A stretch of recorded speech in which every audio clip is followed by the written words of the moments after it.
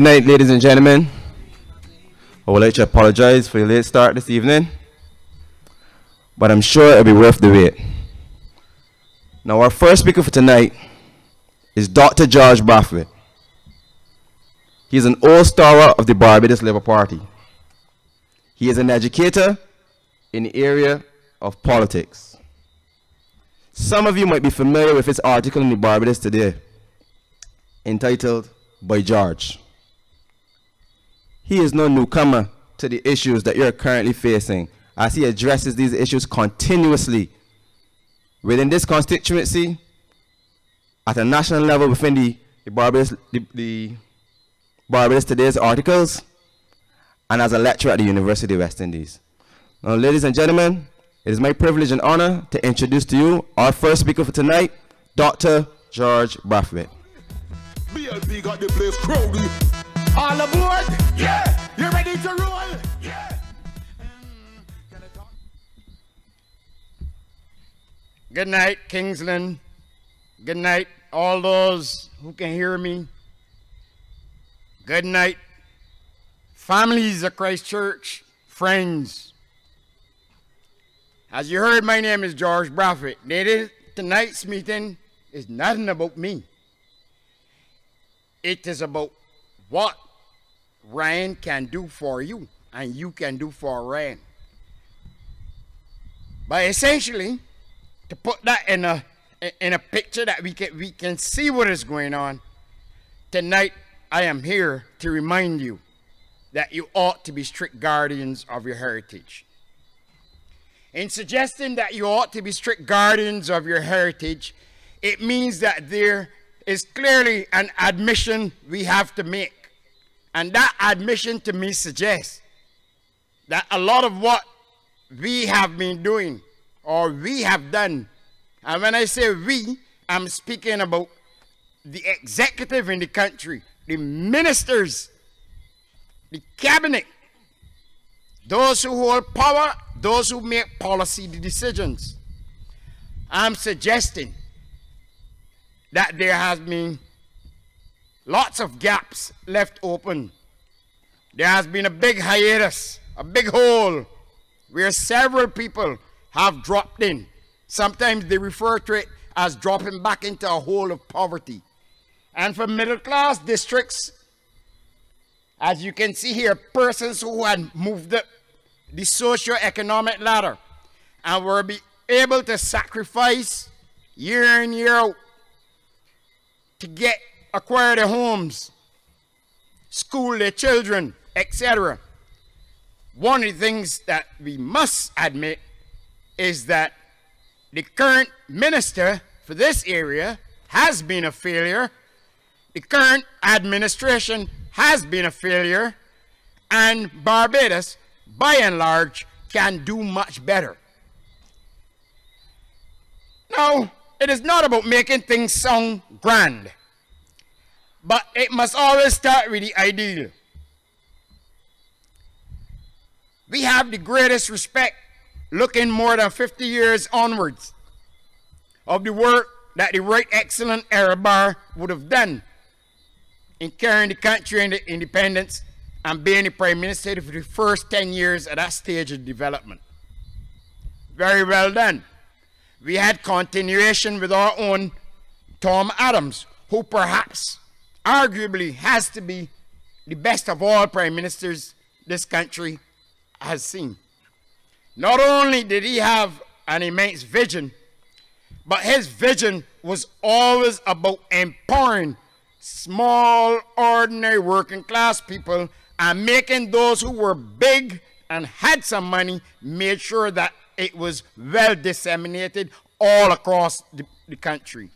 So the idea was to reduce that gap between those who have and those who do not have. Hence, you would hear things. We have homes today. Many years ago, it was Keynes. So we heard about the Tenantries Freehold Act. That Tenantries Freehold Act that came into being under the visionary leadership of Tom Adams is one of the things that catapulted people to have ownership and part of their very means of production in this country.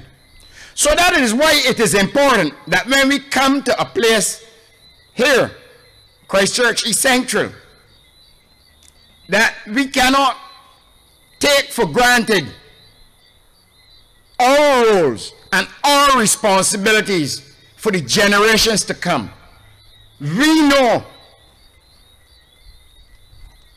and it is just a truthful fact, that the Dems have been a colossal failure for the last 10 years, and particularly since the death of the last Prime Minister. My friends, my comrades, BLP, even the DLP that may decide that they're not coming out here, anytime you can do better, anytime you have a blueprint where better was done, because you only have to go back to the Grantley Adams, the Arabars, the Tom Adams, even at one stage, the Erskine Sandiford, and right up to Owen Arthur, to actually recognize that better could be done. And all of those prime ministers that I know reeled off, when they could not do better, they spoke with the people. When they could not do better, they tried and reached out to you to still be able to build enough trust so that they can carry out their policy actions, so that they are able to deliver.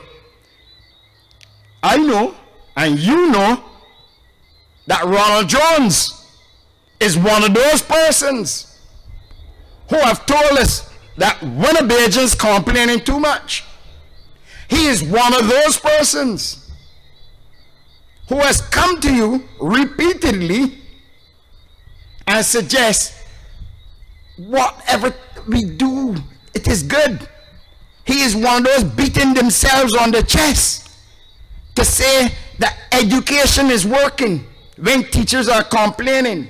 He is one of those that say on one side of his face that our children are demonic, but yet at the same point in time he is against several of the rigid recommendations made by parents, teachers, and other persons looking on in terms of what is happening with education in Barbados.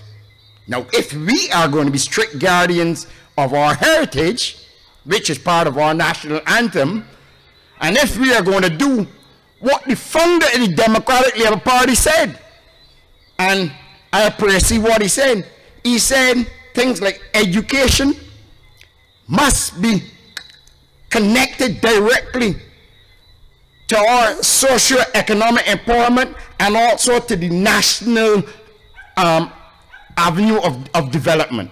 And if you put all of that into a kernel of saying that Barbados should go forward and do better, then we know that Jones cannot say he has been working for the last 10 years.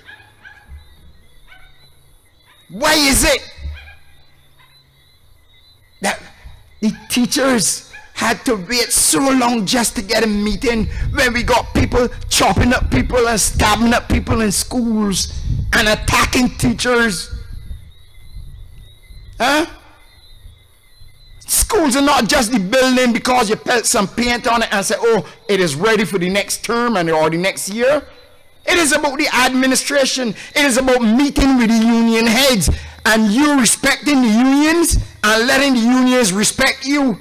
And of all people that should know that is Ronald Jones, because he was a former leader of one of the trade unions representing the teachers. So why is it that there's so much, seemingly so much animosity and they can't get things done? They got the only way to get a listening ear is when the media come up to them while they're marching in some form of protest or they're outside standing up at some school because you can't stand the sanitary conditions, because their environmental issues overlooked. Not overlooked by the principals, because a lot of the principals suggest that they've been writing reports and writing different, sending different complaints to the ministry based on what would have transpired with the parent teachers associations. So what you're seeing is a neglect coming from the top. comes from the top in terms of the Ministry of Education, because Ronald Jones has the authority.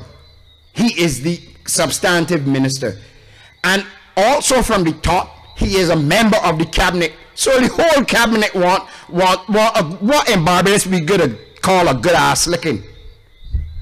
Yes, it is our children and our children's children that we ought to be safeguarding and making those schools institutions of learning, not institutions of violence. And perhaps the greatest culprit of them all, the one who is either many phases before us, or he's traveling about Barbados when everybody else is sleeping. The one who says he's a sleeping giant, and he can explain people, including my leader of the Barbados Labour Party, Mia Motley, but he can't explain Mia. He got to look in the mirror and explain himself, and he needs to go down on his knees. He got a lot to ask forgiveness for, bringing Barbados from the high pedestal where it was now to the most insulted Caribbean country. So let him explain that. Let him explain. Let him explain why he stopped Ronald from being the Deputy Prime Minister. Almost any time the E11 tried to pull him back. Why he punished Ronald, and at the same time, Ronald is smart enough that when he see a Prime Minister doing foolishness or saying nothing, he either got to make that Prime Minister say something, or he got to do something, because he's representing the people of Christ Church in Central, and he's not representing Frontal Stewart and the Dems. That can't be the priority. The priority has to be the people that elected him, the people that put him in the House of Assembly. And if he cannot represent the people of the House Assembly, he need not be there. And I'm telling you, based on the evidence, I will be a strict guardian of my heritage. And I say, it cannot be Ron Jones again. He is not a consideration. He ought not to be a consideration. And I am sure that Ryan Strachan will give him a speech. And his Ronald speech can be a concessionary speech, and I hope he will not try to crack heads or shoot at people because he get put out of Parliament by the people he refused to represent. My friends, this is 2018. It is not 2008 when the Dems could come with a manifesto saying on the front, you know, good pictures, pathways to progress, but we have regress. It is not coming in 2008 saying, I will never lie, steal, or cheat, when most Barbadians believe that they have well been cheated out of good governance, out of the good services, such as education, health, garbage, which is the whole sanitation, the environment. We're Christchurch, and you can't come in Christchurch unless you see two sets of things happening. The mess of the Dems overpouring, and I deliberately say the mess of the Dems, because note that despite any and everything that has been happening, the one thing is certain, that the maintenance of the infrastructure has been so poor and dismal over the last 7 to 10 years that you had a problem that you were told about at least 2-3 years ago, and you wait till it manifested to crisis proportions before you start doing anything. The Dems should have, all of them should have resigned immediately. The Prime Minister should have called election since all that time. They butt around, people honor one another, but they don't do what they have to do for you, the good people of Christchurch and all around Barbados. You become the second-class citizens in your own country after voting for this group of people under this Prime Minister who know all about class, You see, he know no class. He come from the poor working class. He's a country boy and he know no class. And he know no elitism. But what he forget is that when he and his cabinet refused to pay the bills at University of West Indies, when they come and rob free education and snatching away like a thief in the night from the young people who want to progress and have upward mobility, then I'm telling you, you know who the culprit is. The culprit can't be George Buffett or Mia Motley or Ryan Strawn or none of the other candidates. The culprits will be the ones you can see on all them pictures, and they can come but we're knocking by your door saying, give me one more term. We know we can fix it in 10 years, but if you give me one more term, the horizon look good, we could do it again. They can't. They can't. They can't, because they said they will never lie, steal, or cheat. But lies has become the vanguard of the Democratic Labour Party. It is all about deception and propaganda. It is all about, they call it something facts, when they know it is that there is Frondel and Chris telling stories, twisting things and turning things and spinning. Tell them we are big grown people, many of us, and who ain't big and grown, we plan to grow up, and we plan to grow up in the image of the foundation that Sir Grantley Adams would have laid as a social philosophy, where the prosperity must be shared to all Barbados, not some who only can feed off the fatted calf. That is not what it is about. Largesse. My friends, I have no intention of ramming it down your throat. You have felt the anguish. You have felt the pain. Sometimes I know you've been pulling your hair out of your head how you will pay the next bill, especially when it seems nowadays that every single bill that comes in, not only it gone a little bit higher, but it seems to have all more taxes than even the Minister of Taxation is dispensing.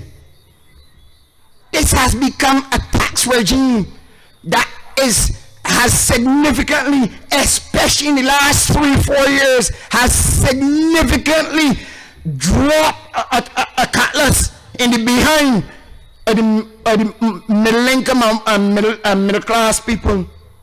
So many middle class people are now dropping down the rungs of the ladder, falling into an abyss in which it is nothing but poverty and living day by day, just trying to get by. And if you concentrate so much just on getting by day by day, you know who get to suffer? Your children that you should be planning the tomorrows, your grandchildren that you have worked already hard, and you want to see progress and even achieve more than you did with the opportunities that came your way with persons like Barrow, who understood what it meant to lead a nation, like Erskine Sanford and Mia Motley, who understood what it meant to lead a ministry of education, where you understand that education is tied, it is like an umbilical cord. It is tied to national development. You think you can achieve national development when you push away and kick down the ladder that people climb on? You heard Eugene Barreto last week, the principal at Cave Hill, how she's talking about how the average age of the students in there are less. You have students in classroom without any type of working experience. Yes, they're bright minds, young minds, but what they miss is the many middle class persons, 30 and 35, who would have had a few years experience, working experience under the belt, coming in the classroom, and because of the exchange and the flow of ideas, they were building persons with sounder character and more ready for the job market. Ronald Jones is the Minister of Education and is the supposed parliamentary representative for up here. He is the culprit, alongside the Prime Minister and the Minister of Finance, that kicked away that opportunity and access to opportunity, and especially if you're poor and they had much to start off with, is the one that turn around and tell you you can get bursaries. And when people applied and tried to get the bursary, they still can get the bursary because it was unavailable. And even when it became available and they wait for the bursary, you want to know everybody's bedroom business, who the father sleep with, who the mother sleep with, how much outside children you got, how much outside brothers you got, how much outside sisters you got. You want to know all that business, except for getting the business right of how you, the government of Barbados, can pay your bills to the University of West Indies, could bring back, even if there was a compromise.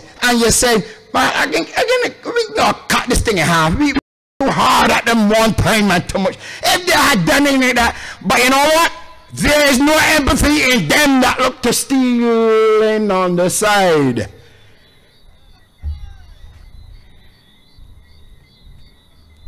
And these are the types of scenarios that have repeated themselves across Barbados. So that you now have issues in nursery, primary, secondary, tertiary training. And I'm not forgetting institutions like the Samuel Jackman Preston, because it is a very good institution that appeals to the more vocationally and technically inclined. And it so happened that there has been so much competition for those spaces that we understand that some persons were even getting hand-picked in there and pushing out persons who would normally go there. And if the persons that would normally go there can't go there, they can stay up on the blocks, because that's who understand them. Other brothers and sisters on the block understand them. So ladies and gentlemen, we gotta understand the damage done by Ronald Jones and the cabinet of Barbados under the supposed leadership of Fundell Stewart.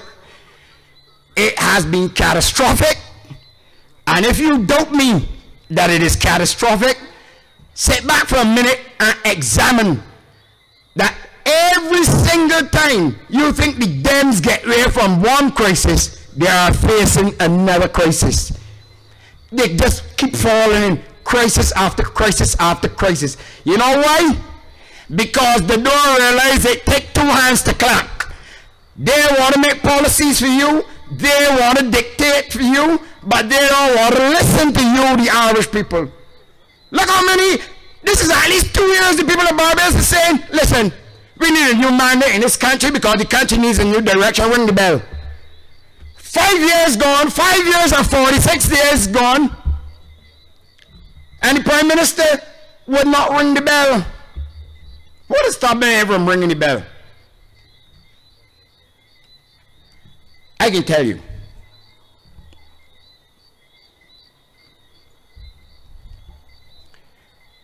You ever been between a rock and a hard place?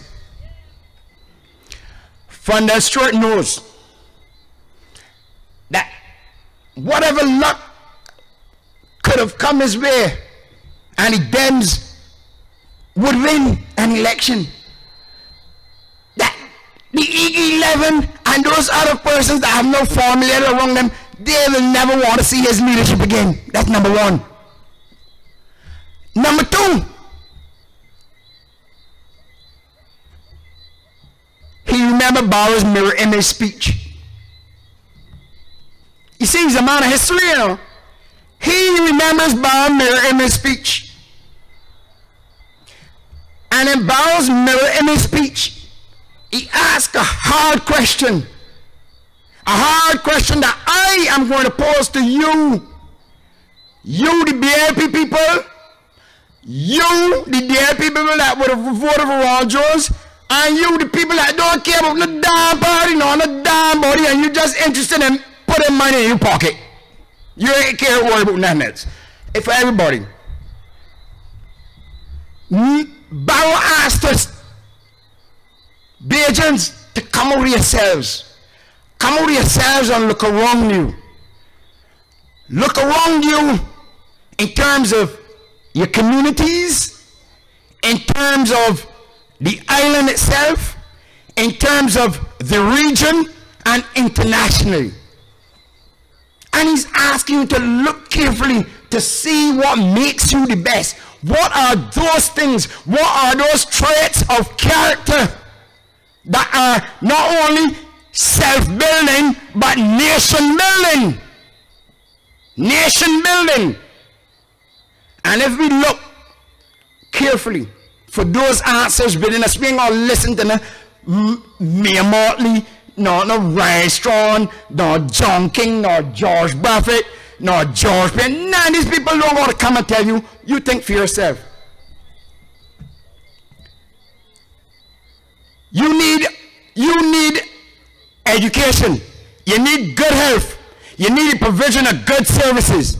And you need people with integrity and character going to Parliament who will not abandon you, who will not deceive you, and who will not thief from you like a thief in the night.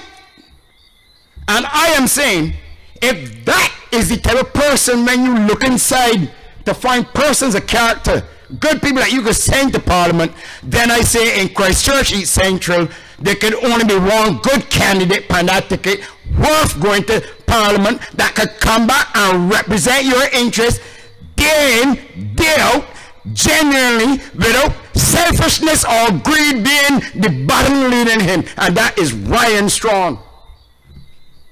Let Ryan be your representative. And I ain't saying give him a chance. It ain't just give him a chance or give her a chance or give anybody a chance. No. On merit. On merit.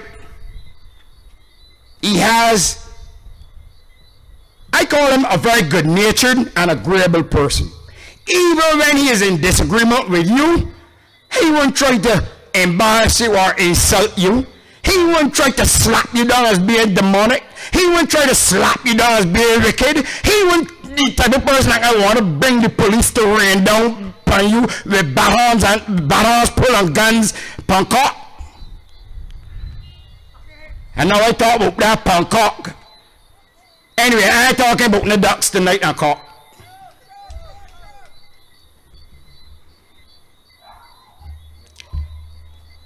Ladies and gentlemen,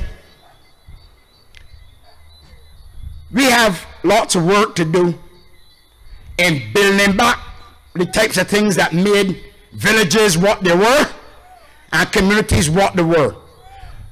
From the village and community sports that could get bonding again, from the older and younger people, the persons of different generations interacting with each other, from even in the classroom at KFA where free education, I'm longing to see come back there, where you have a greater cross-section of people at the university, and the father or mother who could not afford to study 20 years ago when the first left school can do so and graduate along the sons and the daughters who they have sacrificed for.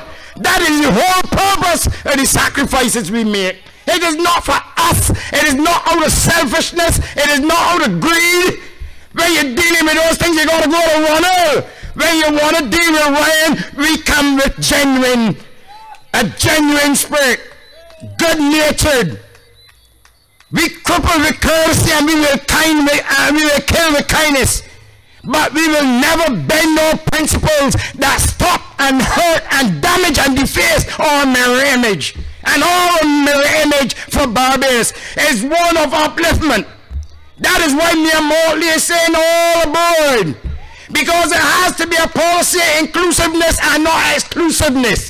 It has to be a politics where there cannot be marginalization and prejudices and bias operating who gets what and when. Ladies and gentlemen, this is a serious going down. And I'm suggesting to you, Ryan got a good heart, and we know he got a good head. Yeah, my thought on the economy. You realize a lot of things that he been predicting for the last 5-7 years, how true they came? And I hope you heard him recently. I hope you heard him recently. Because recently he's singing the song that all the international agencies singing, and all the neighbors singing, and all the right-thinking people in Barbados singing. Find that help and ring the bell, because if you don't ring this bell soon, you're only delaying the inevitable. Like, I mean, much harder for the Barbados Labour Party to carry out its rescue mission in the shortest of time. Listen to Ryan Strachan. Listen to Ryan Strachan tell you. I heard him speak a year ago, and I wrote a column on it. I wrote a column on it when he gave the Tom Adams Memorial Lecture. And people would like to flog Ryan. But Ryan hit you with a reality that he is willing to discuss with you face to face at any point in time.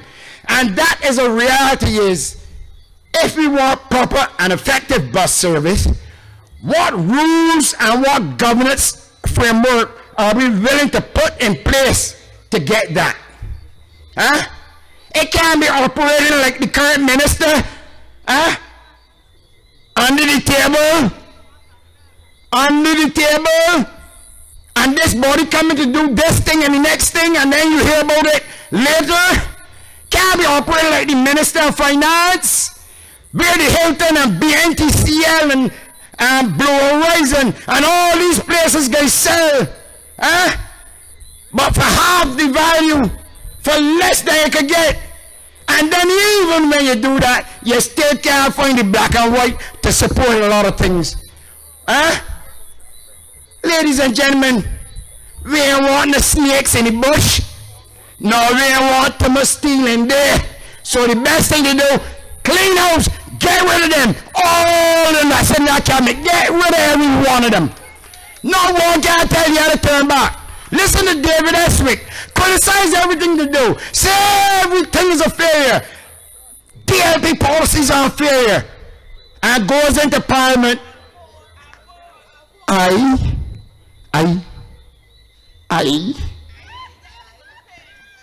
wonder what he was doing. That man that used to come out here like a bulldog, now he's a whimpering poodle. No. Yes, they gotta hide. They hide when they seek to deceive. Because even when, and I take one of their own, even when Erskine Sandford got in trouble in the early 1990s, what did he do? He came to the people. He said, this is the situation. I know you're vexed with me, but I want 8% of your money. I tell you up front, it is to save the dollar. I want this thing up front. A lot of us didn't agree with it. We ended up voting him out by 1994. But the bottom line is, he still came to you, the people. He did not try to brainwash you. He did not try to mama guy you. He come direct to you. I am saying, what we see today is a lot of smoke and mirrors, a lot of camouflage. You know, I don't like to use the word thieving, you know. Because every time I think about thieving, I think about my little son in my arms, and I got to put a little something cold on the gum called thieving. But he's a baby. That's a different set of thieving. Okay, that's all I want to know. Ladies and gentlemen, this Democratic Labour Party has raked in more revenues into the treasury than any other government in the history of Barbados. And you know what? It can't provide a good flowing potable water to you. It can't collect your garbage twice a week on a regular basis every week. It can't provide far more than 200 buses. It can't make 100 buses. It can't make it. Huh? 60 and one get burned up. Down to 59. Huh? Listen. Well, I really did not want to. I do not know if he's a race. I do not know if he's refused. But I know you should refuse him. I know you should refuse him. In fact, I am convinced wherever I go now in Barbados, people say, hold on, George, boy, the time soon coming. He got to call it, and we got to punish them. I know strong hard, they are DIP people tell me they got something near tough love. And this is one time they got to exercise tough love. In fact, one of them told me that there are a number of Democratic Labour Party candidates who are either from St. Philip or live in St. Philip, including the Prime Minister of Barbados. And they tell me, George, the next time you see me, congratulate me for putting dogs in St. Philip, because a lot of Philippines can't come home. That is what I was trying, and I better tell her when I see her. She only got started. And I know that people like Ryan sitting down in a cabinet of Barbados under the good and astute and forward-looking leadership of Mia Amor Motley, I know that he is going to help make sure that papers get forwarded to the DPP.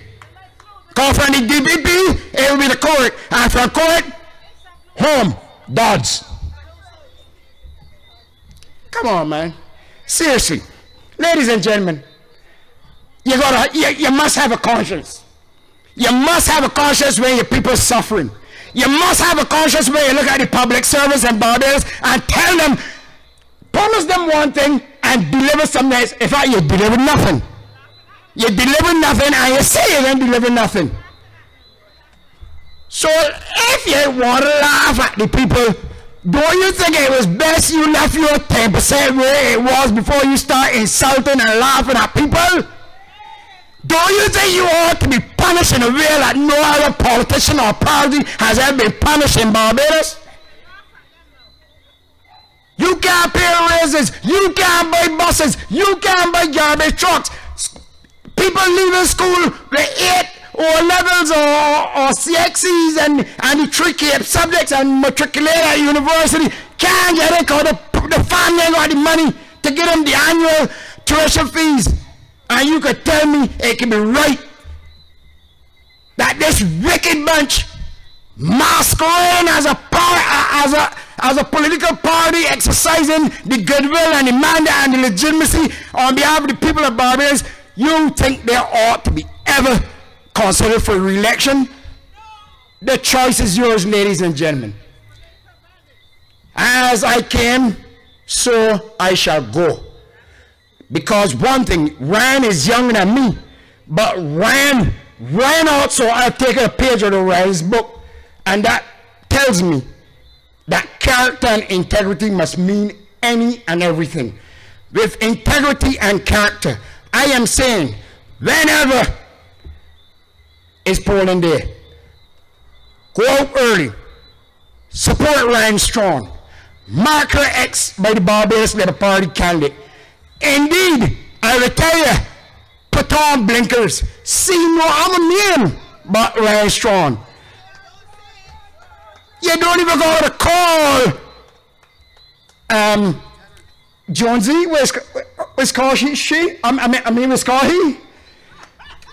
You don't have to worry about those things. But what I'm telling you, if it is representation and the capacity to deliver, the Barbados Labour Party will do it. If you're looking for somebody genuine who will uphold the very mirror image that Barrow and all other prime ministers since then, barring this prime minister, has spoken about, in being able to project yourself at the best, lift up yourself at the best, and empower a whole entire nation, then I'm telling you, the choice is clear. Vote Ryan Strong. Vote Ryan Strong. Vote for yourself. Vote for future generations. Don't be selfish. Don't be greedy. Don't give you 100% of votes. Give you 99.9%. That will still embarrass the man that embarrassed me for 10 years. Ladies and gentlemen, I thank you.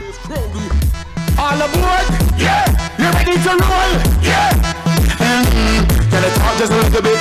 Can I really talk just a little bit? Can I really talk just a little bit? Hold on! Now is the time. Now is the time. Everybody ready? Everybody ready. Go tell your friends. Go tell your friends. Tell your whole family. Your whole family. Tell the strange upon the left. On the left. Tell the strange upon the right. We rolling with me. Whoa. Now that was fiery. Now we learned today, one thing is for sure, Ronald Jones must go. He is a minister who has failed this constituency.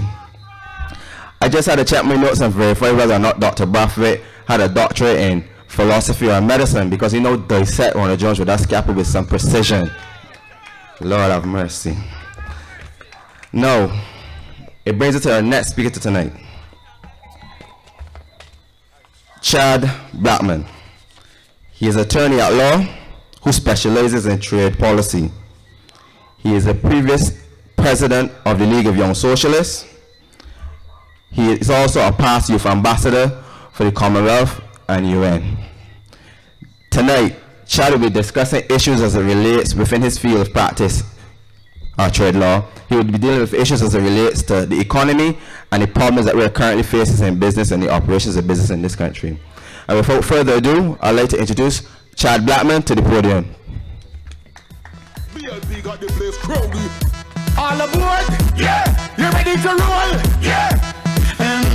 Can I talk just a little bit? Can I really talk just a little bit? Can I really talk just a little bit? Hold on! Now is the time. Now is the time. Everybody ready? Everybody ready. Go tell your friends. Go tell your friends. Tell your whole family. Your whole family. Good evening, comrades. Good evening, Kingsland.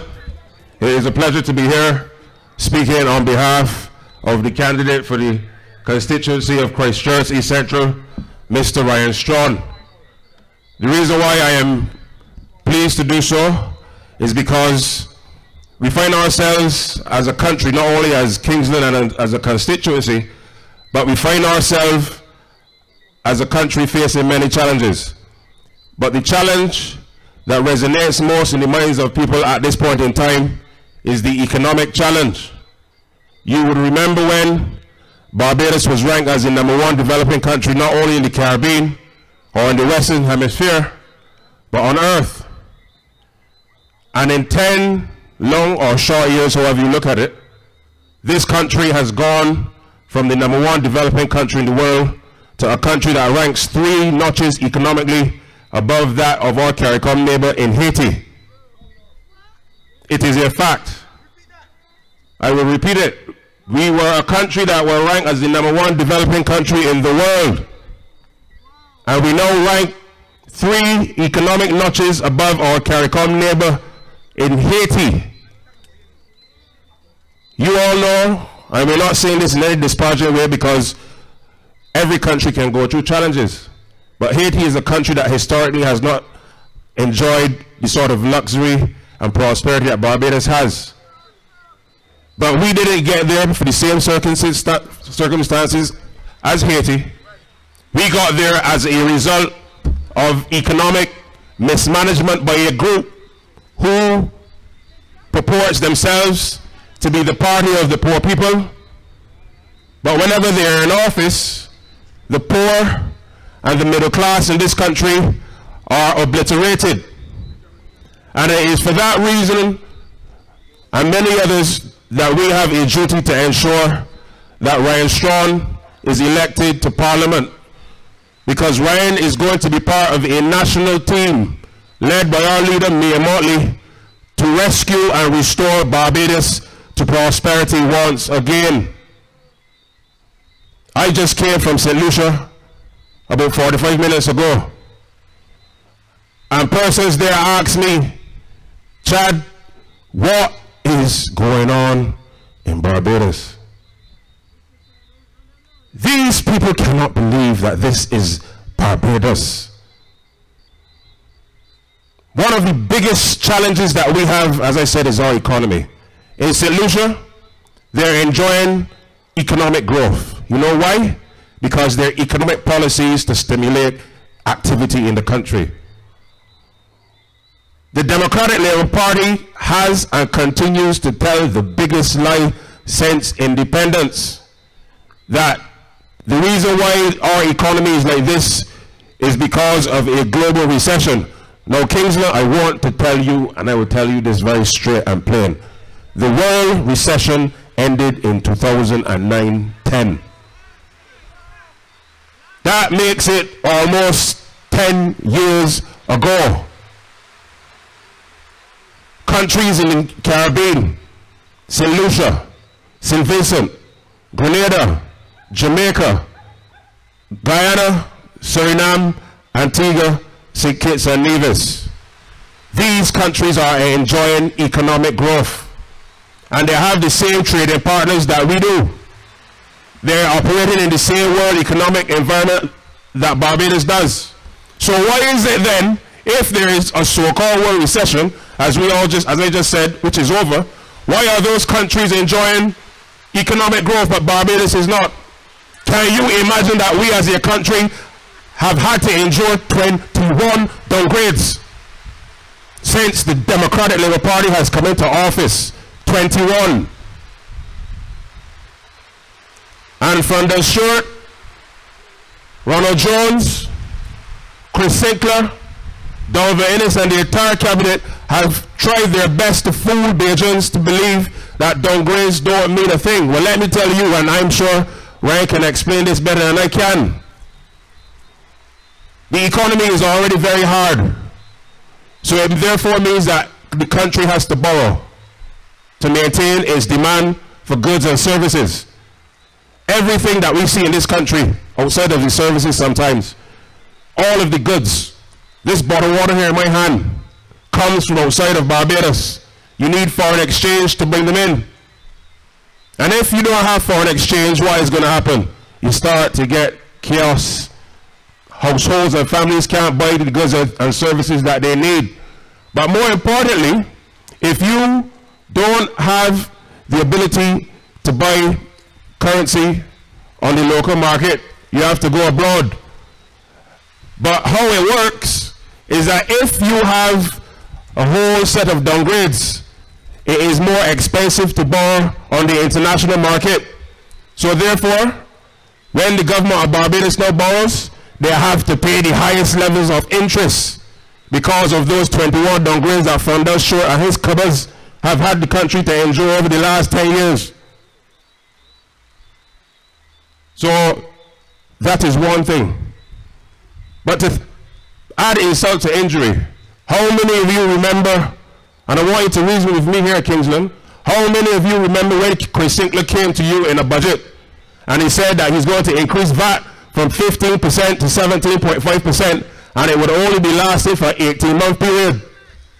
4 18-month periods have gone since he said so, and the VAT has remained at 17.5%.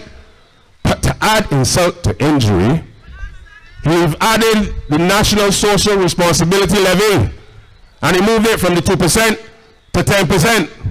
So invariably, our VAT, plus or minus, is around 25% in this country. And you know why they have had to do that? Because of economic mismanagement. How many of you remember when the Labour Party was in office, people could spend money? You were able to get back your tax returns. How many of you here in Kingsland can tell me that you got back your tax returns within the last 3 financial years? Can you imagine that that's what Barbados has come to? 2014, okay, 4 years. But yet they would want to tell you that they have done well over the last 10 years. I would say they have done well. They have done well for themselves. Can you imagine that you have a government and a cabinet that comprises of members, and I will not call the names now. When the election is called, I will call their names. And I stand by it because they can't sue me because I'm speaking fact. Can you imagine, Kingsland, that we have a cabinet in this country, that you had members of the same cabinet who up to a week prior to the 2008 general election, some of them were running from their landlords. Some of them could not meet their bills, and to not meet their bills is not a bad thing, by making the contrast. Contrast that to now, where 40% of one part of the cabinet, some of them are driving Range Rovers, some of them have 2 and 3 Jaguars. I am told a top minister has 2 yachts. This is fact. This is not political banter. A yacht, 1 in Port St. Charles, and 1 across the road in Port St. Charles. I can't remember the name it's called. But the point I am making is, what has happened with your money, Barbados? And you want to know why they have to increase taxes all the time? Because they have licked out our money. I want you to go on the internet right now, Kingsland. Some of you have your phones or your tablets or you're next to your desktop. Type in Public Accounts Committee Report 2018 and it will help you to understand why our economy is in peril. Can you imagine that we have a country where ministers of the crown, who are servants of all of us, not servants of themselves, have dipped their hand in the proverbial cookie jar? Some of them have carried away the cookie jar itself. And you have to ask yourself, why is it that Parliament is closed? No laws are being passed in this country, but a Prime Minister can see it fit not to call an election. What is it that they are trying to hide and button up so that when the day is called, that certain things cannot be traced? You have to ask yourself, why? As I said, when the election is called, I will deal with it along with the rest of the Labour Party team in the fullness of time. But our economy has to grow. And in order for it to grow, one of the things that you do is you reduce the tax. When you reduce tax, you allow households and businesses alike to spend, to employ people. And money starts to generate in the economy. And on every single transaction that happens in the economy, the government is then able to collect revenue.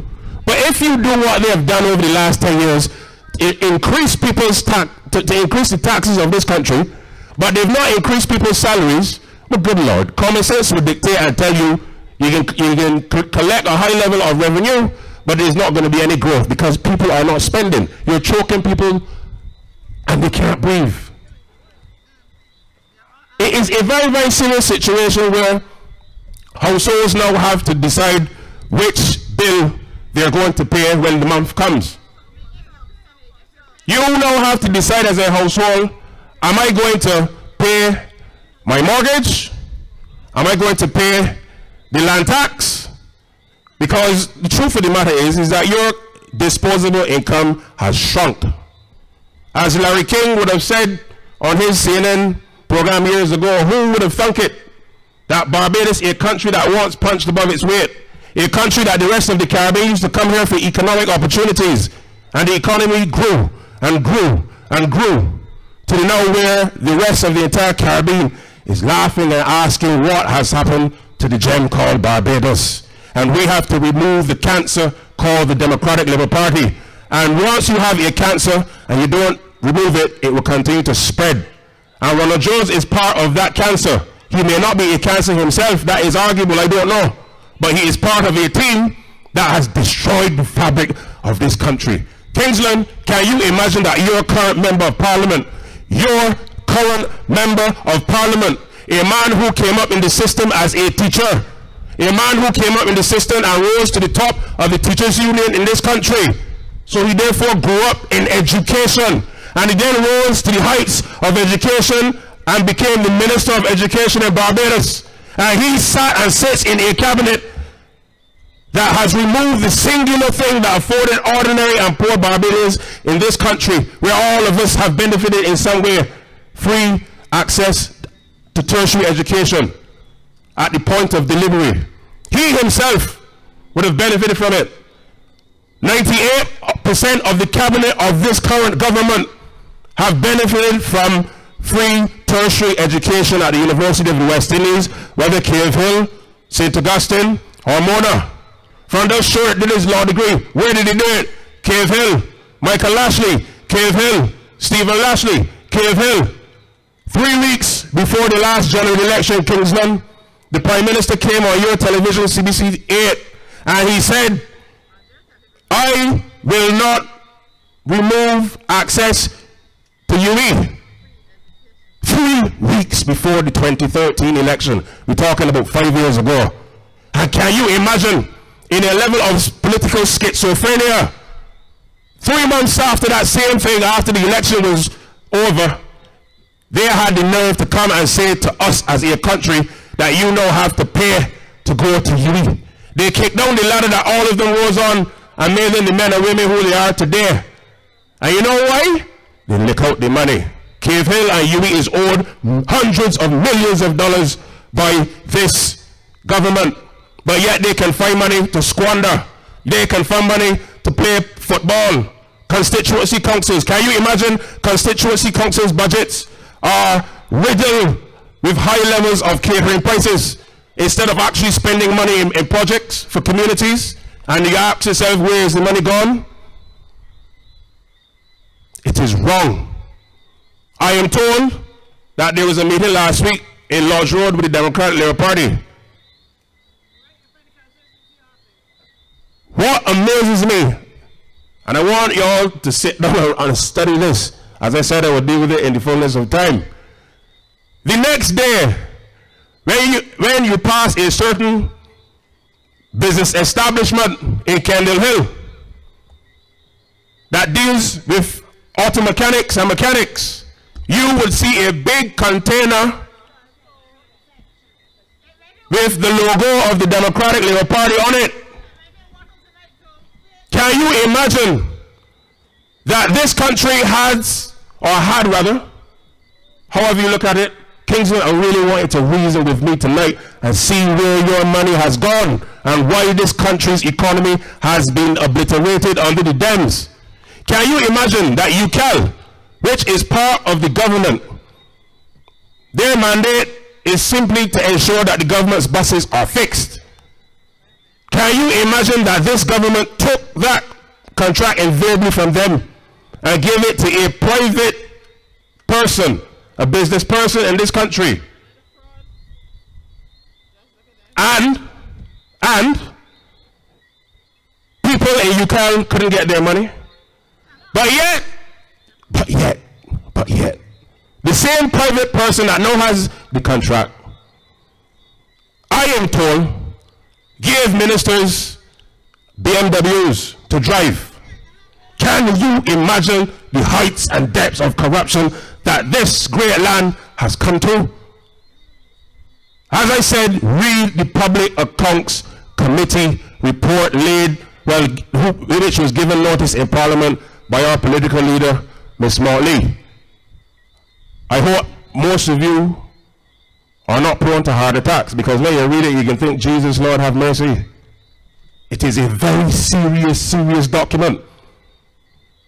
And it implicates a lot of them. And Ronald Jones is part of a cabinet that consists of ministers who serve themselves and not you, the people of Kingsland and Christchurch, East Central and Barbados. But I want to bring it home by simply saying this. Our economy can grow. Our country can grow again. We have to reduce the tax. When you reduce the tax, money starts to go wrong again. But more importantly than just tax reduction, in order for us to regain prosperity and move on a path of progress, we have to elect Ms. Motley and her team. In order to do that, you have to elect Ryan Strachan. This is no time to gamble with your life. We are on the brink of disaster as a nation. This is no longer about B&D. This is about saving the soul and sanctity of a country that was once a great global small island developing state. We have to do it for our children, our unborn children, and generations to come.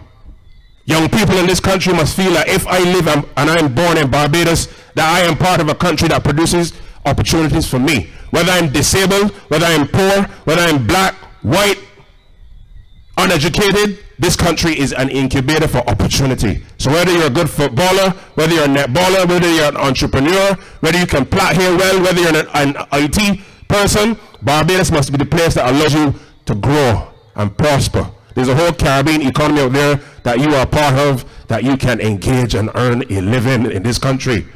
And that is why Ryan Strachan is part of a team that will rebuild and restore Barbados to the heights and greatness that it once was. And that is why on election day, coming very soon, because the Prime Minister can no longer delay it as much as he would like, you have a duty to yourselves, to your country, to vote for Ryan Strachan, to vote for Mia Motley and her team in the Barbados Labour Party. And I can guarantee you, and I don't guarantee a lot of things, but I can guarantee you that if you give the Labour Party the chance to fix this country again, Barbados will do well. And you will have money in your pockets.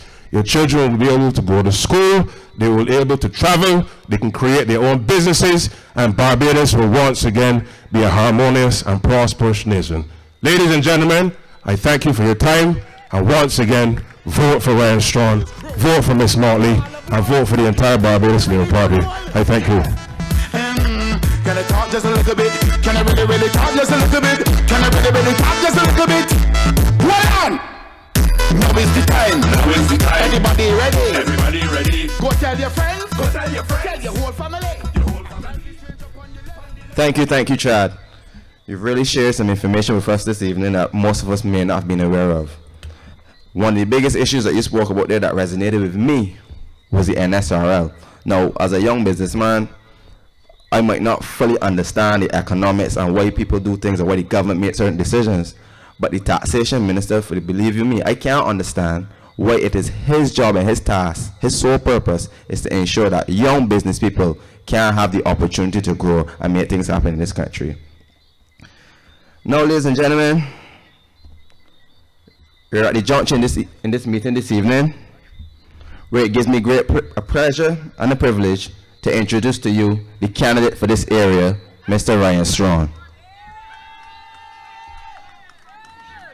Now, Mr. Strong, he is a musician, a family man, and a well-known economist. You heard Dr. Baffert say this evening that you should elect Mr. Strong not because you want to give him a chance, but based on merit. Now, Mr. Strong has the credentials and has shown through his actions and his words that he indeed can lead this country by his merit. Mr. Strong is the former president of the Barbados Economic Society. He's a former chairman of the Economic Committee of the Barbados Chamber of Commerce and Industry and the former Central Bank of Barbados economist. Now that is some credentials right there. Ryan Strong has continually commented on and contributed to the national conversation, particularly as it relates to the economy. He was ridiculed and his opinions were sidelined, like so many of us who speak out against the policies and actions of the Democratic Labour Party government. But everything that he has said would happen has happened. Our economy is in a mess, and Ryan was the first person to get in the papers and get on platforms and tell this government, slow the roll, change your course, you send me straight off the cliff. In my interactions with Mr. Strong, I can tell you that he's one of the most humble persons that I have interacted with. I know a number of you, through his canvassing, would have had also the opportunity to interact and engage him, and you would have had a first-hand experience to test his humility. Mr. Strong is truly a gentleman, but most importantly, he has the attitude, the experience, the qualifications, and the ability to get our economy and our country back on the path of social and economic prosperity. Ladies and gentlemen, I present to you Mr. Ryan Strong.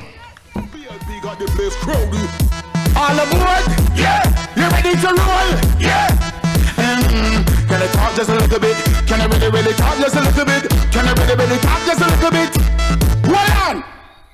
Now is the time. Now is the time. Everybody ready? Good night, Kingsland Gardens. Good night, Christchurch, East Central. Let me thank George and Chad, who I think both laid the platform for what has gone completely wrong in this constituency and what has gone completely wrong in this country. Now, as you've heard certainly from the Barbados Labour Party over the last few weeks at our national meetings, we in this country have a serious choice to make at the next general elections. And I want us, certainly here in Kingsland and across the rest of this constituency, and indeed in this country, to understand it is a fairly simple choice, but an important one. So you've got to be very, very, very focused. However, there are a number of people walking around this country now confusing the place. Confusing the place.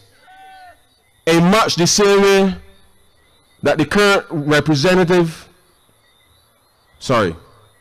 the current member of parliament for this constituency, and indeed this government, is confusing the place. So the choice is simple, Kingsland, and one thing is for certain: at the next general election, the next prime minister of this country is either going to be the one that you got already, or Mayor Amor Motley. That is the choice that faces you in Kingsland and indeed this country at the next general election. Make no mistake about it. Make no mistake about it. And so after you have endured all that you have endured over the last 10 years, the choice is simple. You either vote for more of the same, but it can get worse, or you vote for hope and opportunity with myself and the Barbados Labour Party. This country deserves better. This country deserves every single piece of effort that we can muster to save it from the disgrace that this government has led us to. People are suffering unnecessarily because they will not listen. Now, I don't mind if you don't listen to me, so long as the people ain't suffering. You don't got to take any advice from me, but you got to make sure that the people are not suffering. And so it is a simple choice, Kingsland, a simple choice at the next general election. So I'm asking each and every one of you in Kingsland tonight to stay focused. Stay focused on the issues that are affecting you and your families, and shall continue to do so unless you do something about it. Now, you know, this month, this is the season of emancipation. And so in Kingsland, you must emancipate yourselves.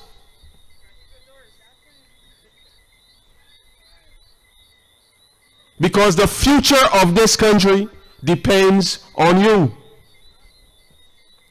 The choice that you make. It is a simple one. You have to vote for yourselves and your family's interests. But above all else, you have to vote for Barbados. This country of ours that we all love.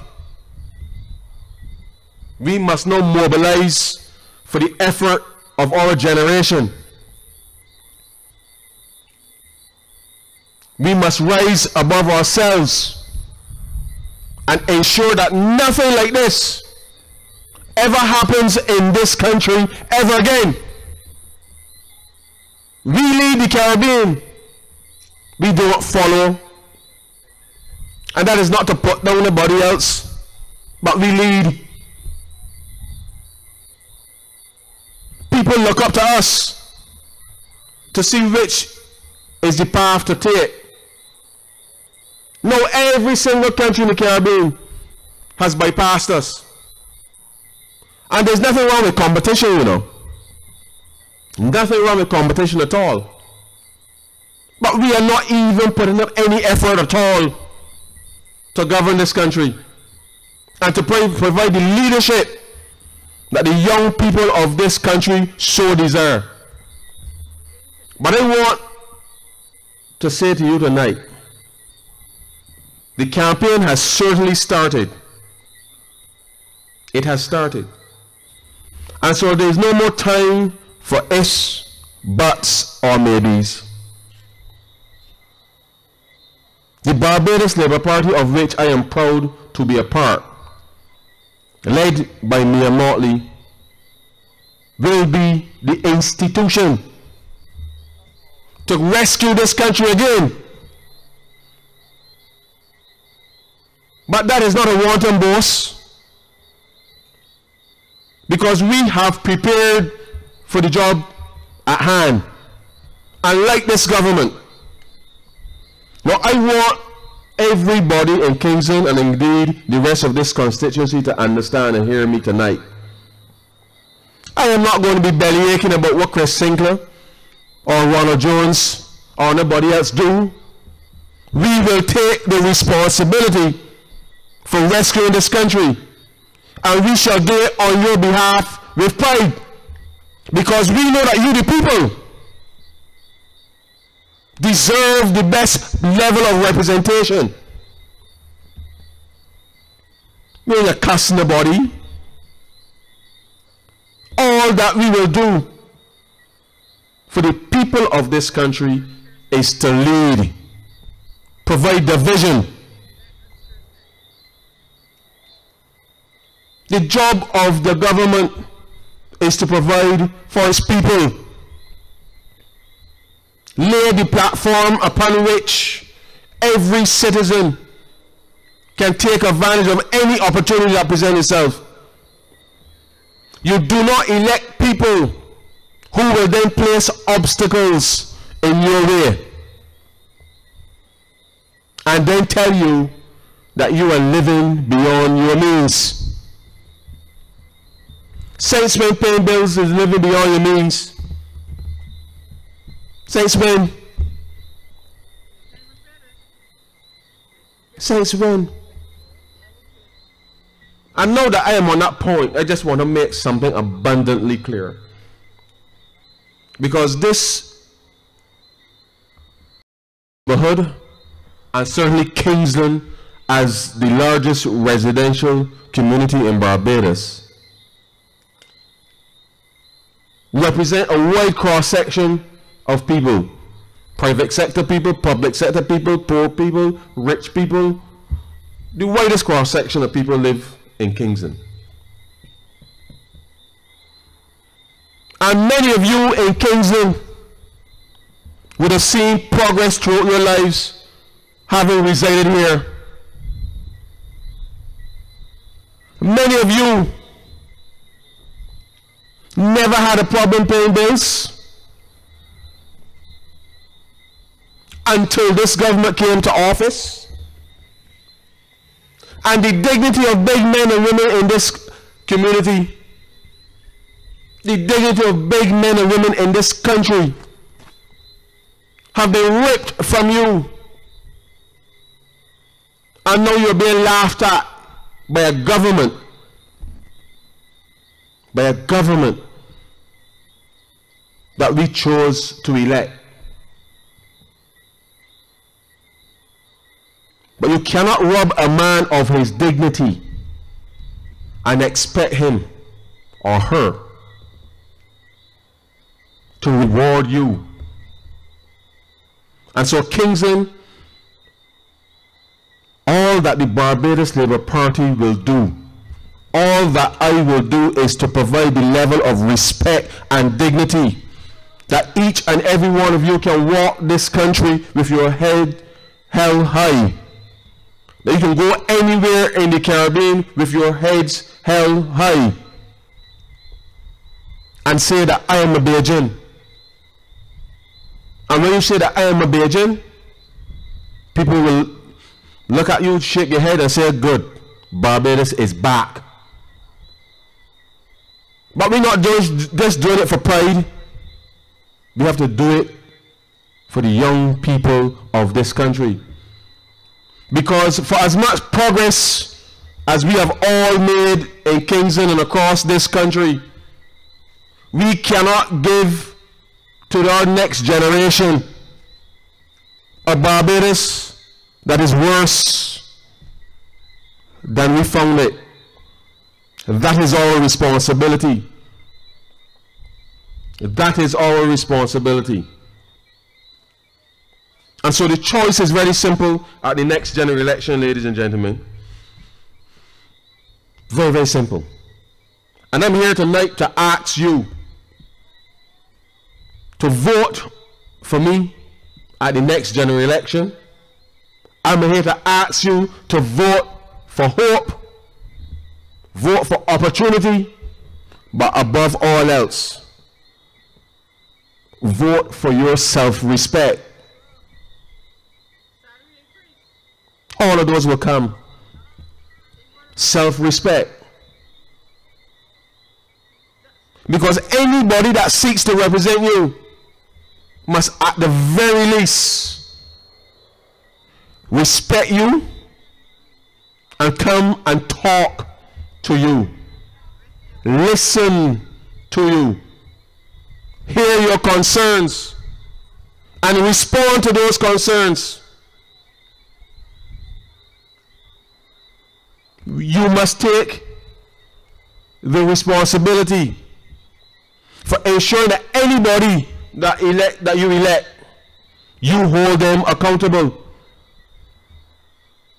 We can no longer be afraid of anybody that is elected in this country. The moment that you become afraid of anybody that is elected in this country, ladies and gentlemen, that is a moment that we have lost the essence of freedom.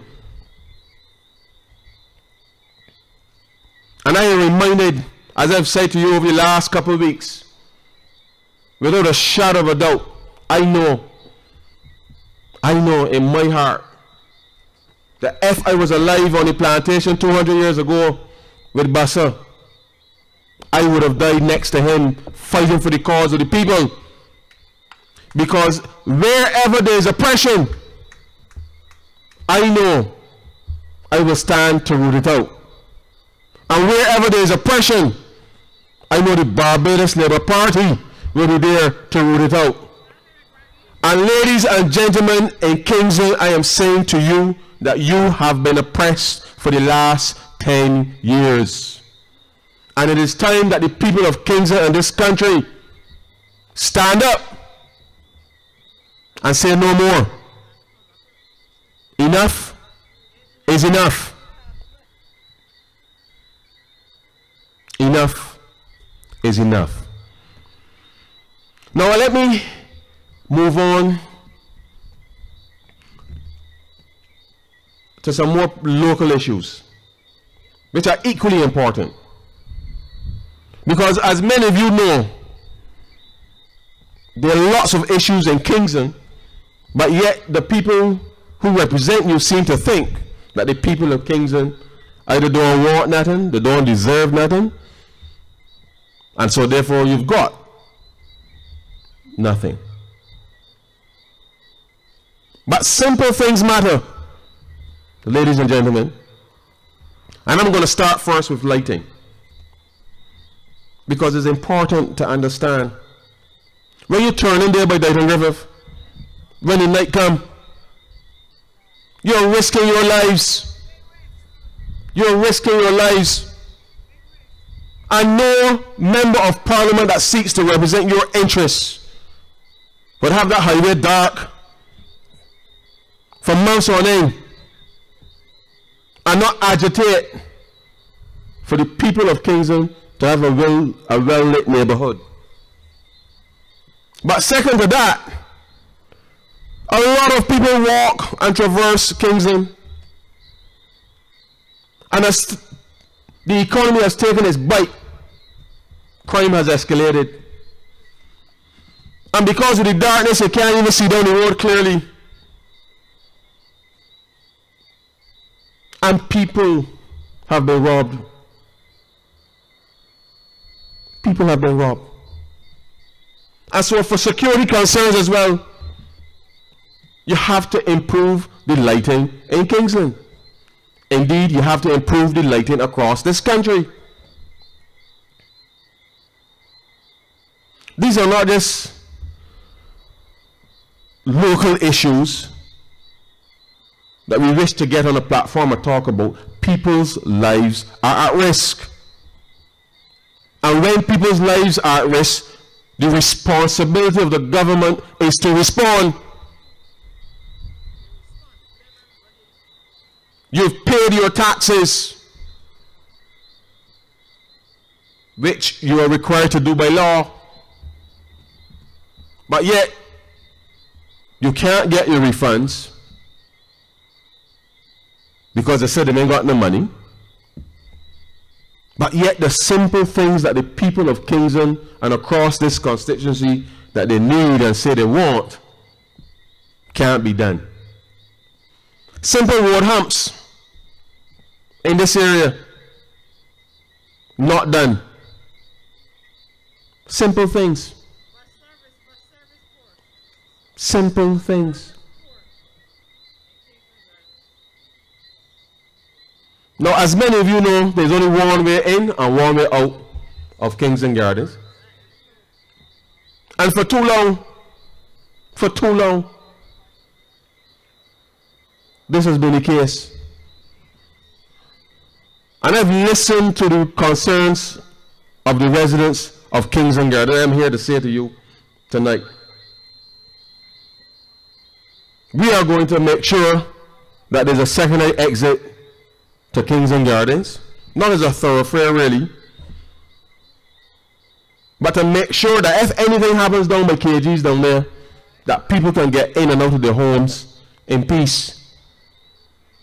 And so therefore, up above here behind me, probably in the 14th Avenue, I believe, we can connect the road to the industrial park and get out of Kingsland.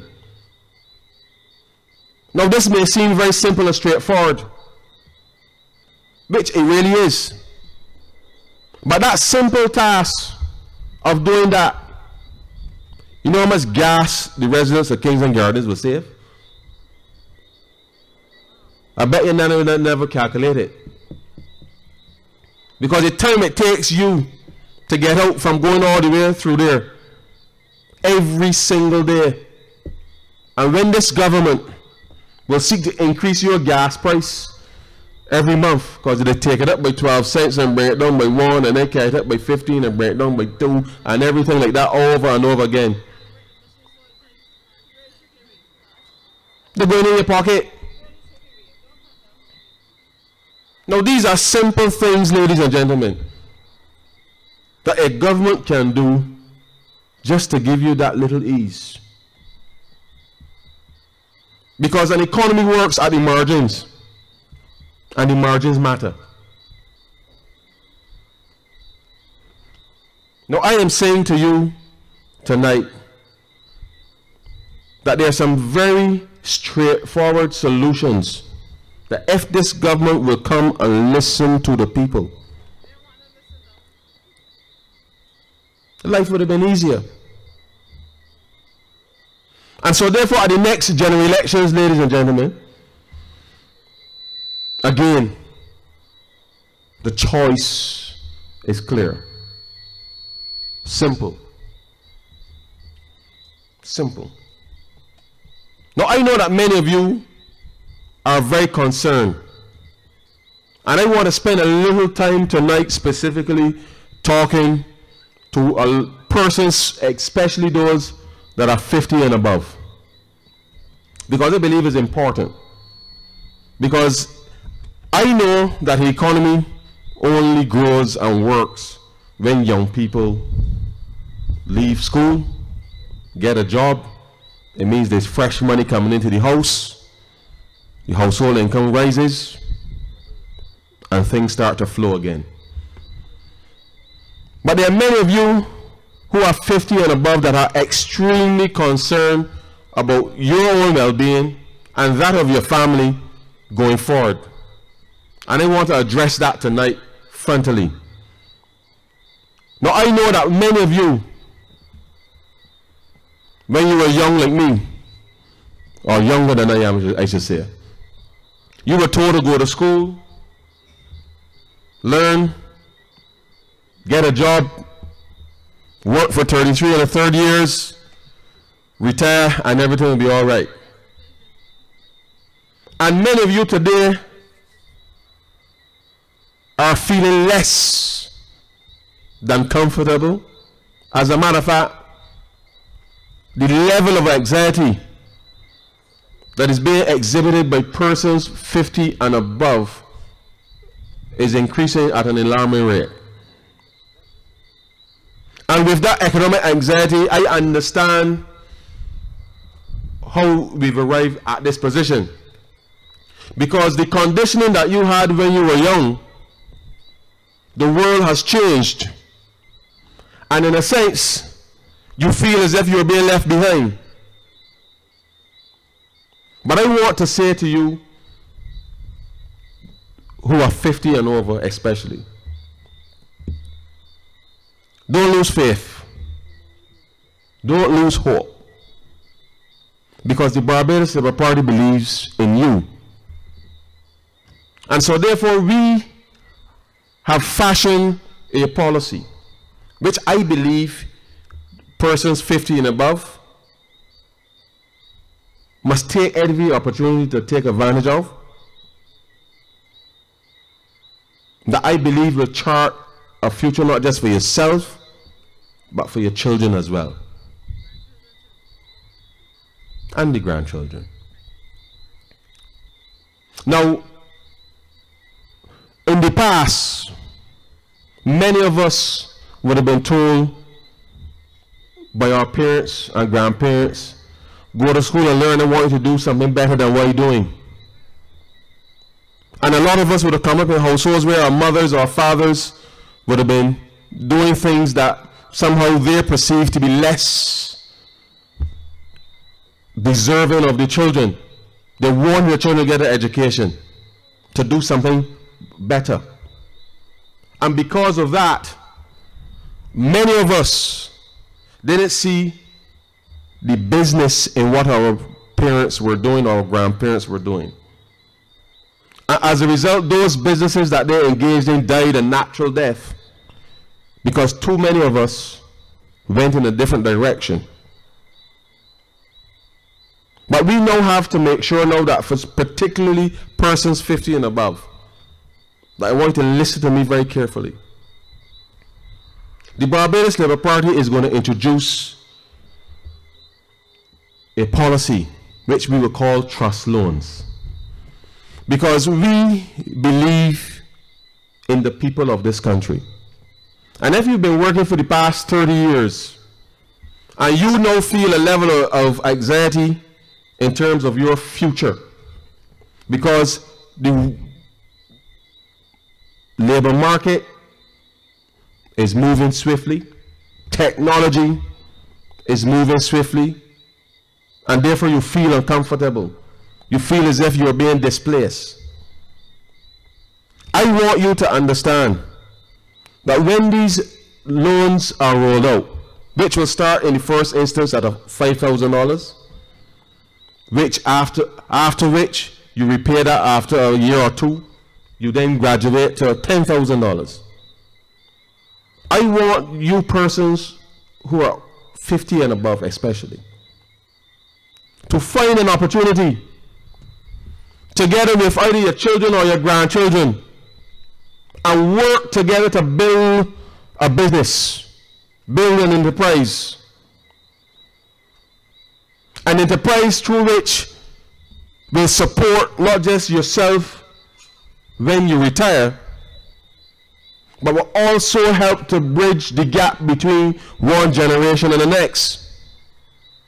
Because you have to now believe in yourself enough, in the experience that you've built up over the past 30 years, to now pass those experiences on to the younger generation and make sure that you can look after not just yourself, but your family going forward. but it takes courage to do. And so I'm asking you not to give up on yourself. Do not succumb to the fear that may paralyze you. There will be opportunities available going forward in this country. And the Barbados Labour Party intends to make sure that it does everything possible to make sure that every single Barbadian, no matter how old you are, whether you're able-bodied or disabled, that every Barbadian can participate in this economy again. And so therefore, the fear and anxiety that a lot of persons are feeling in these communities tonight, the Barbados Labour Party will fashion a suite of policies that will not only respond to the crises that exists in this country, but we will also transform this country. But that transformation, ladies and gentlemen, must be felt in every household. Every household. But all we are asking of you is to give yourselves a chance. You must believe in yourselves. And to ease some of that fear, that's why I said you must engage with some of the younger people. Because with that experience of the older people, together with the drive and innovation that will come from some of the younger people, we know that we can build strong big businesses, but also resilient families. Because we understand that this kind of model, this kind of working relationship will mean that if at any point in the future the people decide to move away from the Barbados Labour Party again, that your families and your support system would be intact. And so therefore, when we introduce these policies, it is not simply because you're responding to the current situation. You have to think 15, 20 years down the road. Because none of us 10 years ago, which I know when the people of this country decided to change governments, none of us ever felt that there would come a time when we couldn't pay our bills. None of us. And so therefore the choices that you make now isn't only just for the immediate situation, but it is what do you want to see 10 years from now. And if you want to see a better future for your families 10 years from now, then the choice is the Barbados Labour Party. The choice is simple, ladies and gentlemen. Simple. Now you're going to hear a lot of things in this campaign. As a matter of fact, the nonsense has already started. But I want you to stay focused. You have to stay focused. Focus on the issues that are affecting you on a daily basis. Focus on the issues that need resolving urgently. Now tell me, because things have gone so far east, it is west, and so far north, it is south. And all of us are trying to figure out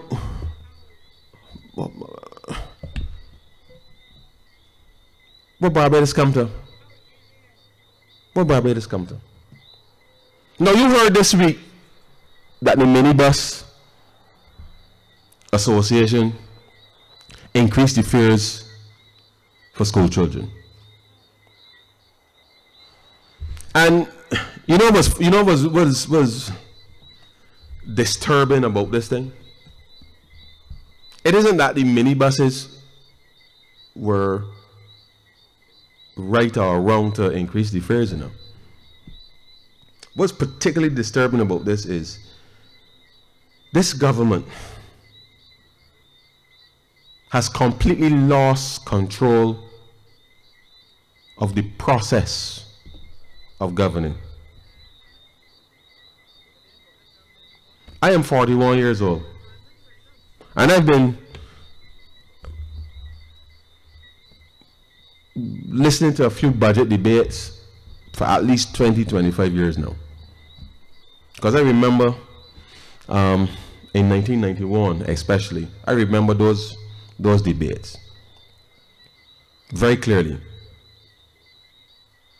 But every single person in Barbados knows that the government sets bus fares in this country. The government sets bus fares in this country. And so when I woke up and hear that the bus fares gone up Tuesday, I said, but hold on.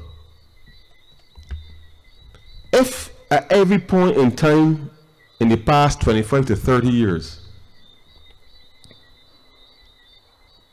bus fares were increased in this country through a notification in Parliament. Think back. In Parliament.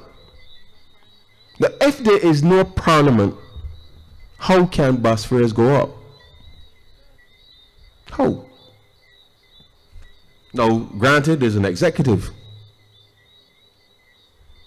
But there's a difference between executive and Parliament. But what is more interesting is that I know the process by which these things happen. Because normally you hear about cabinet papers. So somebody will write a paper, it will be presented to cabinet will review it, approve it, then they will go to Parliament to make it right, let the people know. That's the normal process. But of course there's no normal situation. But the real interesting point here is that this is school children. And so therefore, as far as I'm aware, if something that affects school children, then it must reside somewhere within the Ministry of Education. There will be some level of consultation with the Ministry of Education. After all, when the bus fares were made free on the Transport Board, there would have been a cabinet paper coming from the Ministry of Education that would have gone to cabinet, which would have then gone to Parliament and announced in a budget. So when you hear this week that bus fares were increased for school children, because I want you to understand something. When the government sets bus fares in any budgetary statement or ministerial statement, that is for public and private. So ask yourselves a question. How can bus fares be increased for school children and the Ministry of Education don't know about it? How can bus fares increase for school children and the Ministry of Education don't know anything about it? When you answer that question, because there is no answer to that question that is comfortable. None. How can you increase bus fares on school children and the Ministry of Education don't know nothing about it? It is a mind-boggling question. Mind-boggling. Answer that question, Kingsland. Answer that question, Barbados. How? How? These are serious times. And you cannot have a government that allows anarchy within the context of the economy. Because there is nothing stopping now, apparently, the minibus men from deciding, well, if we can raise the bus fares for the school children, we can raise the bus fares on adults too. Because when the bus is burning, it means there's less capacity for the transport board to deliver the service. And the people of Kingsland already suffer from a poor bus service. You are now even at the mercy of private operators. Now, at the last election, I don't want to make this point to you. They cussed the Barbados Labour Party and said we can privatize the transport board. Lady got on a bus and, you know, the rest is history. Now the bus is burning. People waiting in the bus stand for 3 or 4 hours for a bus. They got 1 million private vehicles, PSV, sorry, on the road. And then we can ask ourselves, or sorry, the Barbados Labour Party is accused of privatizing the transport board. So now we have a situation that the private operators are determining the price of transportation in this country. If that is not privatization, I don't know what is. Because as far as I know, the government of Barbados has always set bus fares in this country. And at a time when ordinary households are struggling to make ends meet, you got to get your children to school. Because if you don't get your children to school, their future will be compromised. And after all of the sacrifice that every single Barbadian would have made, the least you should have heard from a responsible government is to say that, look, we letting the fellas do as they like. That is the least. But they don't even have the courage to man up. To man up. They're hiding from the people, and from hiding from the people, everybody else now doing as they like. This country needs leadership. This constituency needs leadership. And so therefore, Kingsland, you have a simple choice. Simple choice. You vote for me, who will put the policies in place to make sure that your family and the lives of your relatives and friends and neighbors are put back on track. Or you vote to continue the suffering and the licks.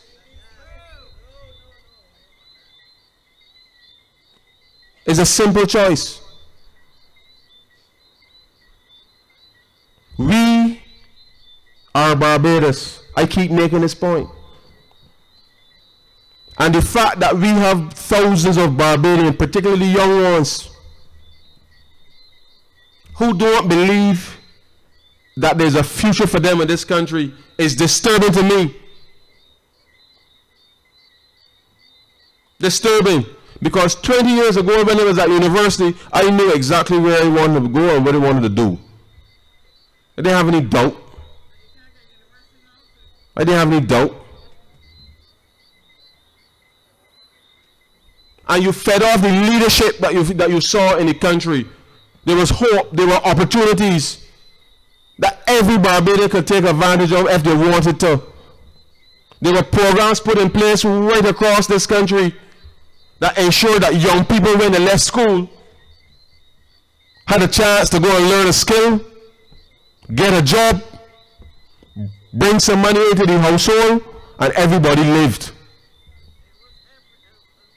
But this government, under this Minister of Education, remove almost every single program that the Barbados Labour Party put in place, which helped ordinary Barbadians to eke out a living. Now there's one thing to remove a program. You're the government. You don't have to like the programs that we do. But if you're going to halt a program, ladies and gentlemen, then you have to replace it with something that, not just better, they're going to replace it with something first.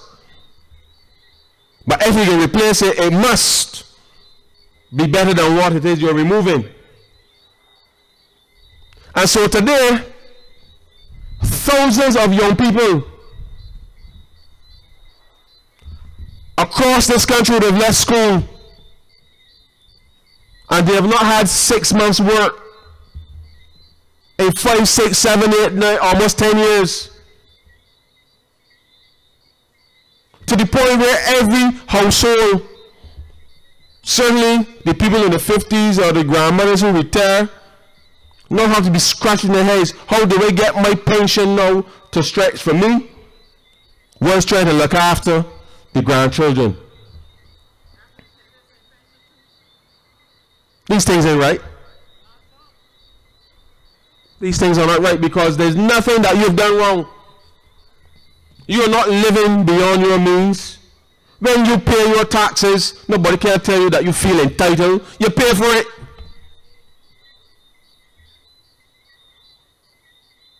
Ladies and gentlemen, in Kingsland, this country that we all love deserves better. You and your family, you deserve better. For our own mental well-being, we must rid ourselves of this melancholy. So whenever Franda Stewart calls this election, and the truth is this, elections will be next month. Will be next month. So whether he call it or not, elections will be next month. Because he's obsessed with history. But elections are next month. So there's much longer to wait. You will have an opportunity to rid yourselves of the worst government ever to be elected in this country, ever to be elected any part of the Commonwealth, ever to be elected any part of the world. And I don't say that with any pride, because when people talk about all politicians are the same, that's foolishness. You cannot compare these fellas. You can't compare them with Sandyford. You can't compare them to Mr. Barrow and his cabinet. So if you cannot even compare them with previous Democratic Labour Party governments, ladies and gentlemen, you got to be honest. You got to be honest. Because unless you're honest with your children to let them understand that this set of people, they are complete aberration to this thing we call governance in this country, to govern this country. And you must treat them as an aberration because it offends me. It really does. And I don't really get too riled up about these things because I understand the pain and suffering that people are going through. And as we canvass these communities, and go to these houses, I understand it's the pain that people are going through that causes them to lash out. But it really does pain me to hear a comparison that all politicians are the same. We know that that is not true. We know it is not true. And so we must first be honest with ourselves about the situation that we are in. This country deserves better. And it starts with us here in Kingsland.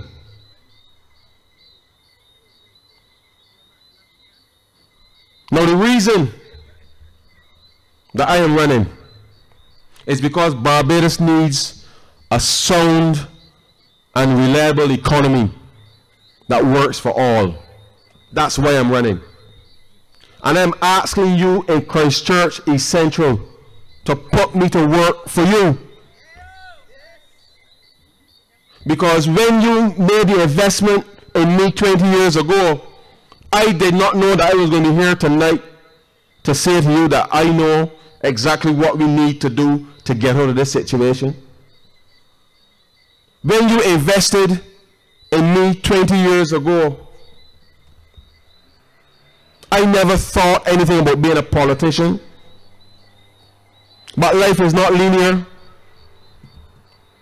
And so therefore it would be remiss of me to stay on the sidelines knowing that my people are suffering. And there's something that I could do about it and not do something about it.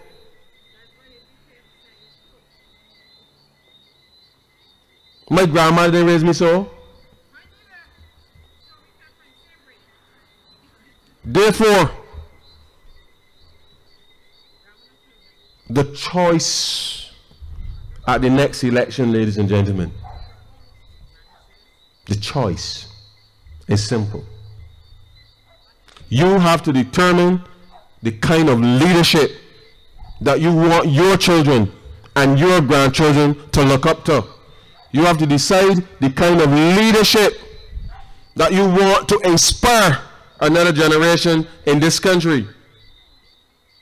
And I can say to each and every one of you tonight that the Barbados Labour Party is prepared and ready. Ready to face the problems of this country, to face the people of this country, and certainly to fix the problems of this country. But in so doing, we will mobilize every single Barbadian, not just for the election, but for the mission of rescuing this country. Because each and every one of you, in whatever way you can, must help to clean up the complete mess that this government has brought this country to. And in your participation, there will be opportunities available. Because the sacrifices that you have made or have been forced to make, you must now benefit from whatever bounty there is to be had. And so I can assure each and every one of you tonight, the policies of the Barbados Labour Party are rooted in a philosophy,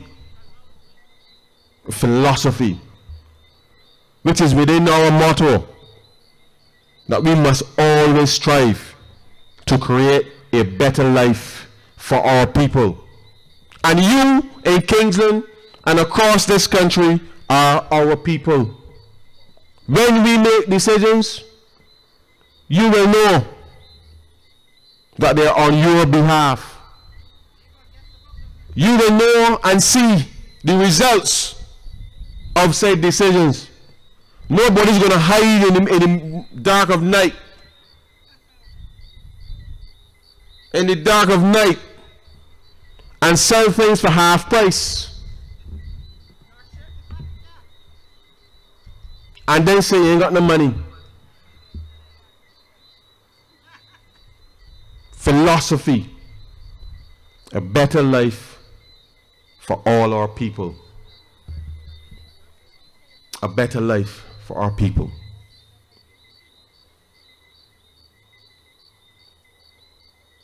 Now, as this campaign unfolds, you're going to hear more from myself. You're going to hear more from the Barbados Labour Party. But the people of Kingsland, as I said earlier, the people of Kingsland, your choice is a simple one. I am not here to boast. I am not here to show off. I am simply here to work for you. The people of Kingsland know where my office is. It is open. My office is in the constituency. The people of Kingsland and this constituency know that you can actually reach me and talk to me, and that I will listen to you. And even if I cannot respond to your requests immediately, you know that I shall follow up. Because that is the nature of the relationship that I have built with the people, not just in Kingsland, but across this constituency. And I am saying to each and every one of you tonight that when I am the duly elected member for Christchurch Essential, that shall continue. Because the people of this constituency are crying out for representation.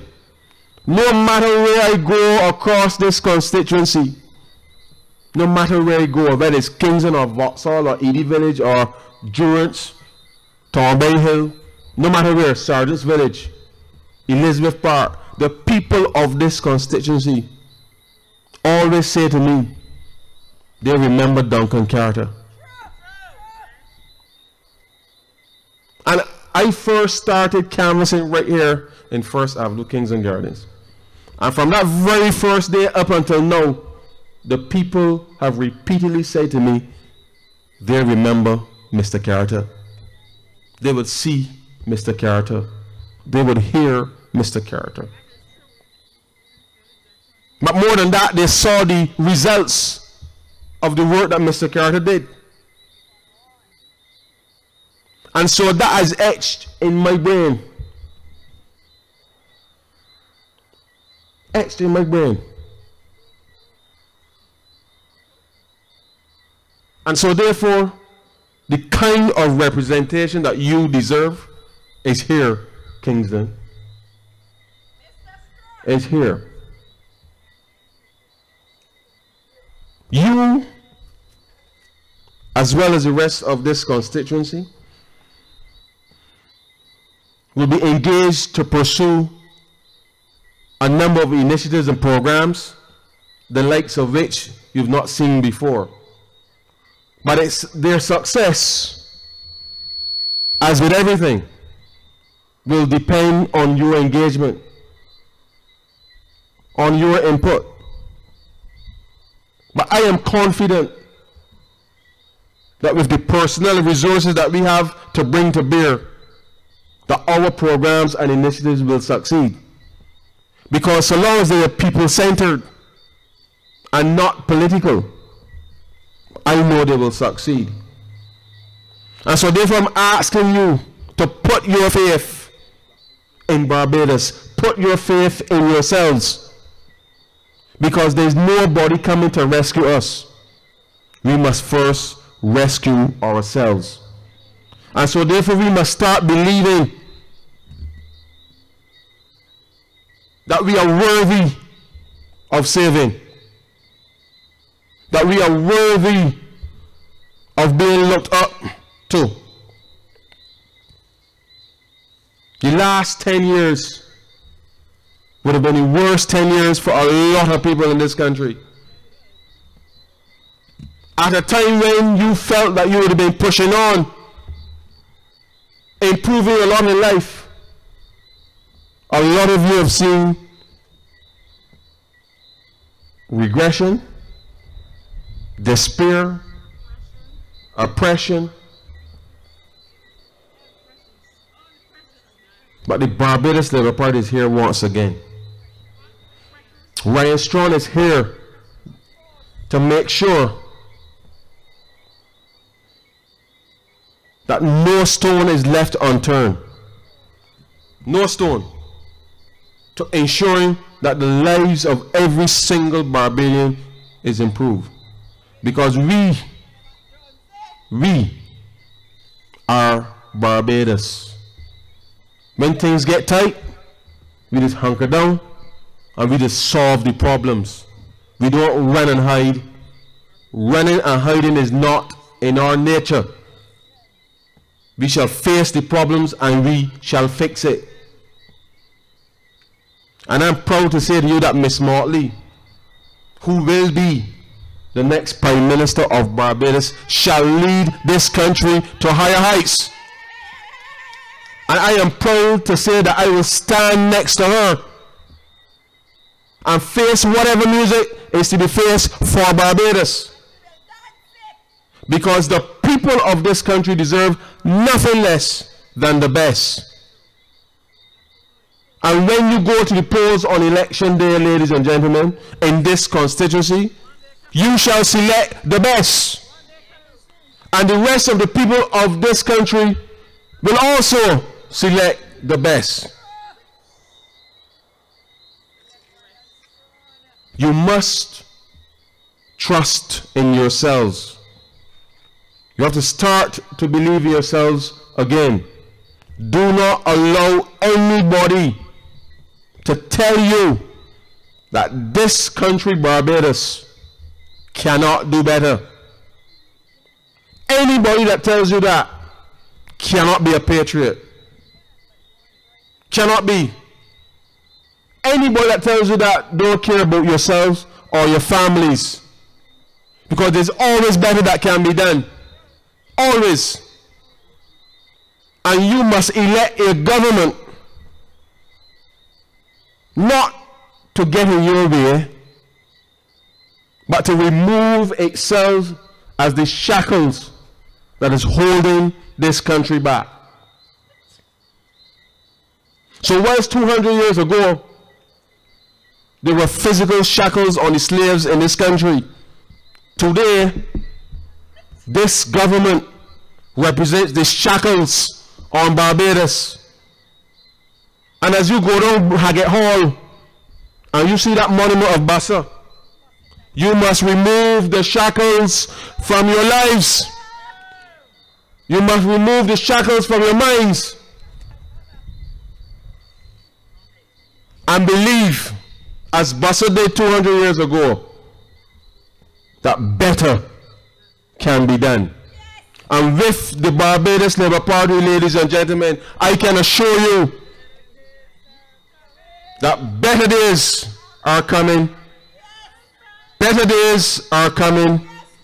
And that we in the Barbados Labour Party and we in this country shall live to see a better tomorrow. Ladies and gentlemen, I thank you. God bless you and good night.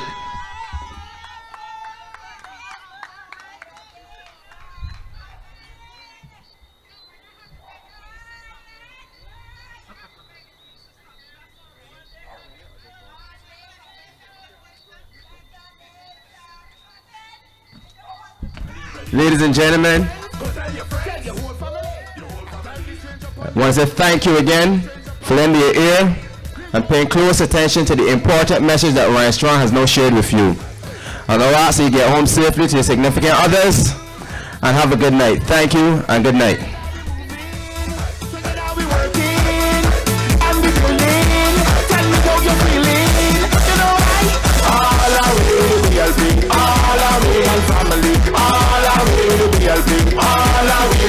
Come let me step here, be making it better here. Let me not be like that here, be looking hard.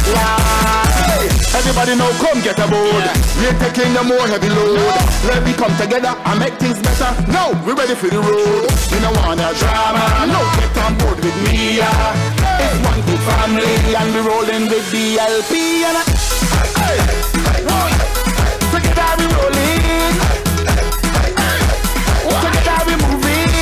Together we working. And we building. Tell me how you're feeling. You know right? All our way to DLP. All our way to family. All our way to DLP. All our way to DLP. Come let me step with me. We making it better. Climbing up the ladder. And we ain't looking back. Lord. Red. We're taking the more heavy load. Red. We're taking the more. Now is the time. Everybody ready. Go tell your friends. Tell your whole family. Tell the strings up on the left. Tell the strings up on the right. We rolling with DLP and we making everything right. Together we rolling. Together we moving. Together we working. And we building. Tell me how you're feeling. You know right? All our way to DLP. All our way one family. All our way to DLP. All our way with me. Come let me step with me. Be making it better. Climbing up the ladder. We ain't looking back. Lord. Together we rolling. Together we moving. Together we working. And we building. Tell me how you're feeling. You know right? All our way to DLP. All our way one family. All our way to DLP. All our way with me. Come let me